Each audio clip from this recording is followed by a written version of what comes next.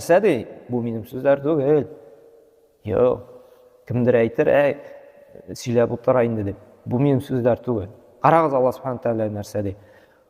Kim şitleşe eken de şulay dep işni, hünärni üstünrak koya eken, Allah'ni zikir etüden Allah subhanahu taala närsedi? "Ve ma yef'al zalika fe ulaika humul khasirun" de. Kimler indi şulay işleyken, eğer bu işni birov kılsa da, şitleşse de Allah'ni zikir etüden, Allah'ni tanıgan, namaz okudan, uraza tutudan närsedi? Andy kişilerdi hasretde bulurlardı. Hem şundap da görəbiz, Allah'ni kaldırıp dünyaga aldalan kişilerini şuşu işlegen malının da rahatını tatay almay. Kanaat bula almay, lezzetini ala almay malını. Gül burşu, gül maşakkat, gül iş arıp bitken, talıp bitken yolu canım, yılmaya da almay.